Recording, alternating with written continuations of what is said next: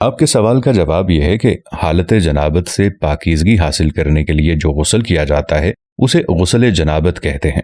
ام المؤمنین سیدہ عائشہ صدیقہ رضی اللہ تعالی عنہا نبی کریم صلی اللہ تعالی علیہ وآلہ وسلم کے غسل کرنے کا طریقہ بیان کرتے ہوئے فرماتی ہیں،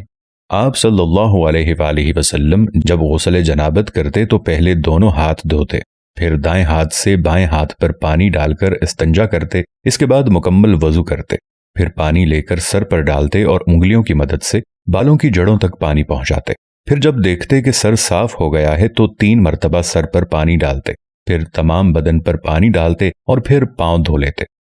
صحیح المسلم کتاب الحیض باب صفۃ غسل الجنابہ رقم 316۔ اس لیے جب طہارت کے لیے غسل کیا جائے تو کلی کرنا، ناک میں پانی ڈالنا اور پورے بدن پر پانی بہانا شرط ہے۔ اگر ان میں سے کوئی بھی شرط رہ جائے تو انسان بدستور ناپاک رہتا ہے۔ غسل جنابت کا مسنون طریقہ جاننے کے لیے ایک اور حدیث پیش خدمت ہے۔ ام المؤمنین حضرت عائشہ صدیقہ رضی اللہ تعالی عنہا حضور اکرم صلی اللہ تعالی علیہ وآلہ وسلم کے غسل کرنے کا طریقہ بیان کرتے ہوئے فرماتی ہیں،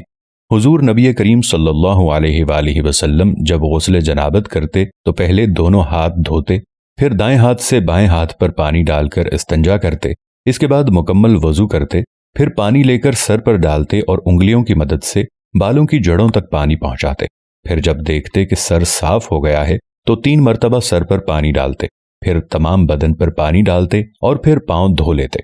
اس حدیث کی روشنی میں غسل کا مسنون و مستحب طریقہ یہ ہے،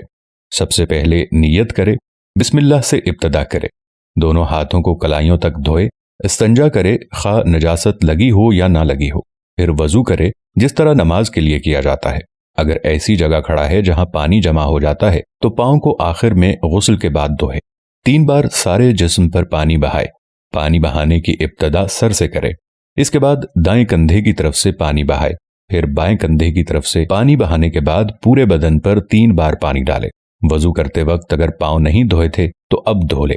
واللہ ورسولہ اعلم بالصواب۔